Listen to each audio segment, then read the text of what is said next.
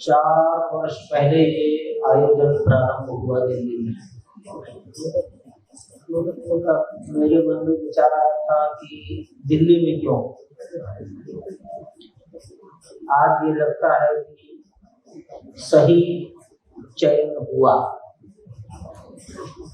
और अयोध्या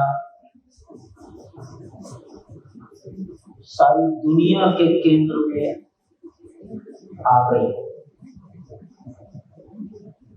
सारे संसार का ध्यान अयोध्या की ओर आकर्षित हो गया।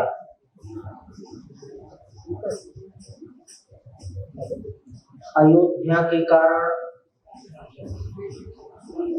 मेरे मन का विचार है, बताएंगे अनुभवी लोग, अयोध्या के कारण शायद भारत की प्रतिष्ठा सारी दुनिया में आज बढ़ गई।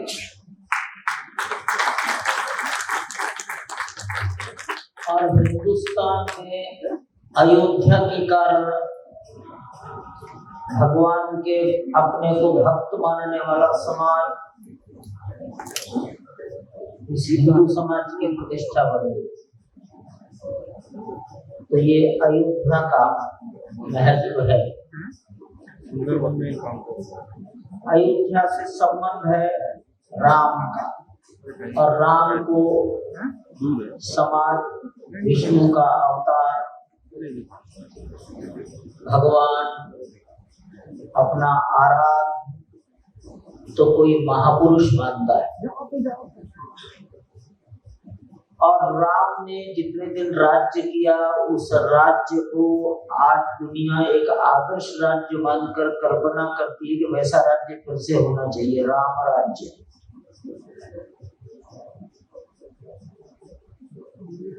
इस अयोध्या के इतिहास को, अयोध्या एक इतिहास है। भगवान राम, ये माइथोलॉजी नहीं है, मिथ नहीं है, ये हिस्ट्री है। और इस इतिहास को दुनिया के सामने प्रस्तुत करने के प्रयास का ही ये नाम है अयोध्या पर्व। हम थोड़ी सी ही बातें जानते हैं, लेकिन अयोध्या में कितना स्थान है,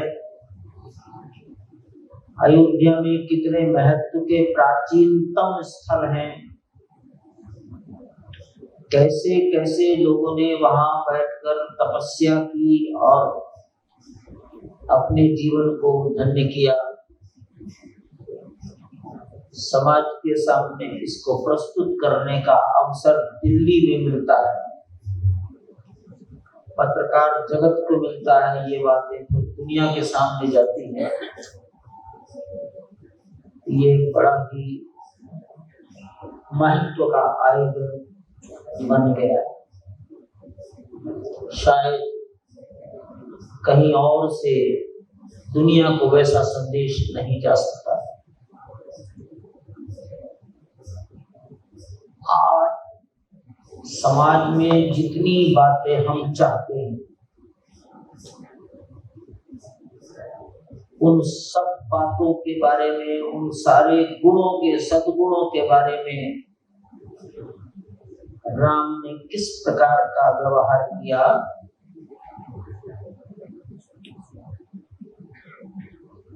ये हमारे लिए कोई कहानियां नहीं है, तो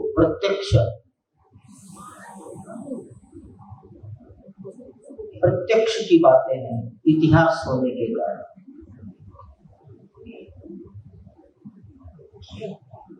राम का अभी अयोध्या केंद्र में आई है। धीरे धीरे भगवान राम, जिनका जीवन मर्यादा से भी बंधा है और जिनके आचरण से उन्हें उत्तम पुरुष माना गया है, पुरुषों में भी उत्तम पुरुषोत्तम, उनके जीवन की मर्यादाएं और उनके आचरण की उत्तमता,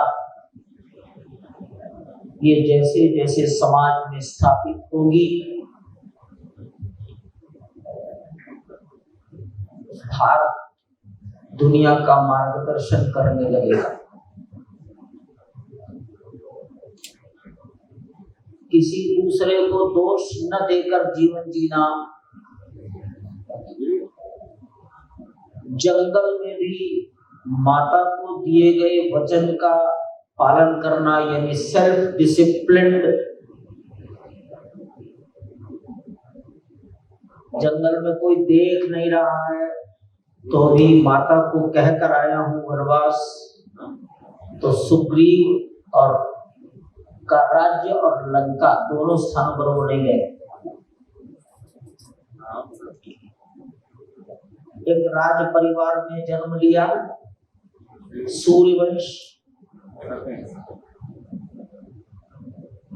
परंतु मल्लाह को भी गले लगाया, हनुमान जी को भी गले लगाया,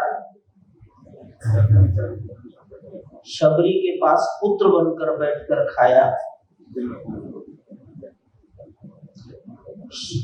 जो अपने पिता का संस्कार नहीं करने का जिन्हें अवसर मिला, वो जटायु की गर्दन को गोद में रखकर उसका संस्कार करते हैं। जितना मैं सोचता हूँ वो कैसे थे कि राजाज्ञा का उल्लंघन करने पर अपने सगे भाई लक्ष्मण को भी दंडित किया। तुमने मेरी आज्ञा का उल्लंघन किया, राजाज्ञा का उल्लंघन किया। कैसा काल रहा होगा, कैसा समाज रहा होगा कि राजा के रूप में राम अपने छोटे भाई को इसलिए दंडित करते हैं कि राजाज्ञा का उल्लंघन हुआ। कैसा लोकतंत्र रहा होगा कि समाज बोल रहा है तो समाज की सुनी हुई बातों को उन्होंने सम्मान दिया। सीता को परीक्षा के लिए, सीता परीक्षा देने के लिए उपस्थित हुई। लोक धारणाओं का आदर राजा ने कैसा किया, ये आज हमको भी समाज में लगता है अनुशासन हमारे देश में आना चाहिए। आपस का व्यवहार भाईचारे के आधार पर होना चाहिए। अपने को श्रेष्ठ और दूसरे को हेय मानने की वृत्ति ठीक नहीं है। सरकार को कानून बनाने पड़ते हैं।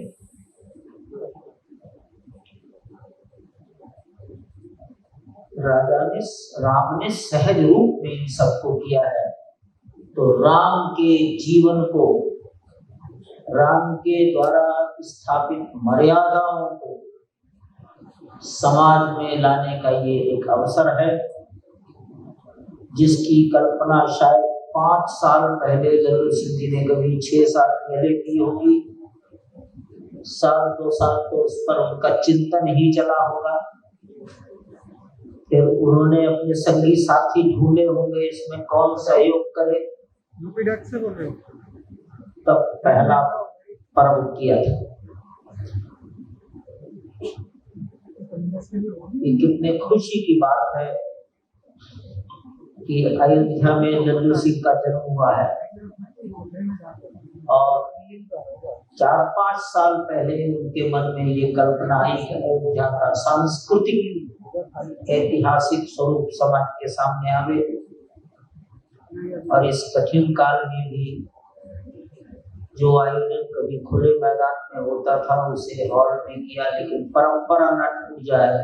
गाड़ी एक बार डिरेलमेंट हो जाता है तो चढ़ने में समय लगता है।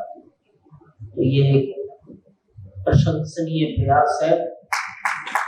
और फिर तो मंदिर के बारे में आजकल रोज आ रहा है, तो कोई खास बात बताने की नहीं है। इतना ही बता सकता हूँ, अभी हमने 42 दिन का अभियान लिया था। उस अभियान को धन इकट्ठा करने के लिए किया गया, परंतु दान इस शब्द का प्रयोग नहीं किया। सबने सोचा कि दाता तो स्वयं राम है, तो दाता को क्या देगा।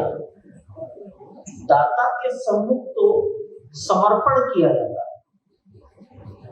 ये भी विचार आया कि हम आरती गाते हैं उत्तर भारत में, ओम जय जगदीश हरे। उसमें एक लाइन आती है, तेरा तुझको अर्पण क्या लागे मेरा।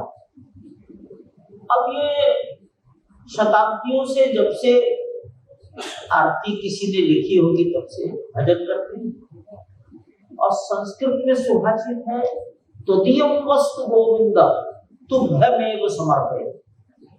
तो तुम्हारी वस्तु भगवान का दिया हुआ, उसी को क्या देना, इसलिए शब्द गया समर्पण। मंदिर में ऑफरिंग होती है। पहले हमारे मन में कहीं ना कहीं शंका का बीज था, क्या होगा, समाज देगा, प्रश्न पूछेगा, मन में कहीं ना कहीं बीज था। लेकिन 40-42 दिन पूरे होने के बाद आज हमारे निष्कर्ष क्या है कि राम ने इस भारत की आंतरिक एकात्मता को, सांस्कृतिक एकात्मता को बिल्कुल सामने प्रकट कर दिया है, सूर्य की रोशनी में दिखा दिया है।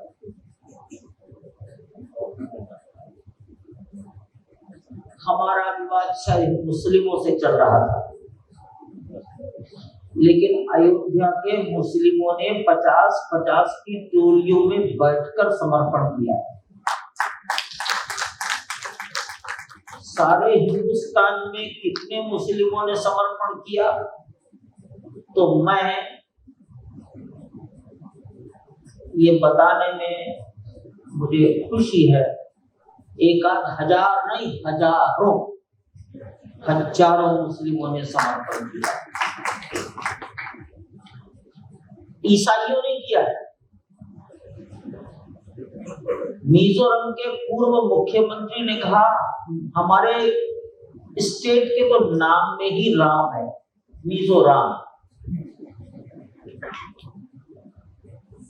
वर्तमान मुख्यमंत्री केंद्रीय सत्ता से प्रभावित हो सकते हैं, लेकिन भूतपूर्व मुख्यमंत्री अपने घर पर बुलाकर करते हैं। मेघालय, नागालैंड, मणिपुर, मिजोरम, सिक्किम, लद्दाख, लेह, अरुणाचल, देश का कोई कोना छूटा नहीं। लद्दाख में -20 डिग्री सेंटीग्रेड पर लोग लेने गए, समाज ने समर्पण किया। लद्दाख, सिक्किम और अरुणाचल के बौद्ध इस अभियान की समितियों के पार्ट एंड पार्सल बने।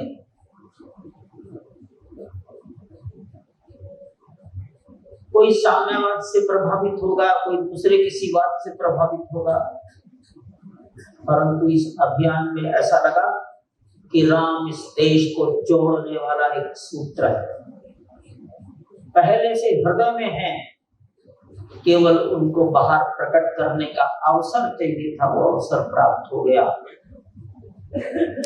हम सोचते थे कि शायद हम 10 करोड़ घरों तक पहुंच सकते हैं क्या। अभी 3 और 4 तारीख को सारे देश के कार्यकर्ता आए थे, उन्होंने जो कुछ बताया वो 12 करोड़ 47 लाख परिवारों तक पहुंचने का वर्णन है। थोड़ा बहुत मार्जिन मान लीजिए, और अगर एक परिवार में 5 लोगों का औसत मान लिया जाए तो 65 करोड़ व्यक्तियों का योगदान इसमें है। ऐसा ना माना जाए कि धनाढ्यों का योगदान है। हमने ये भी गणित लगाया है कि कितने लोगों ने 10 रुपया दिया, तो केवल 10 रुपए के माध्यम से ही 30 करोड़ रुपए से भी अधिक इकट्ठा हुआ है।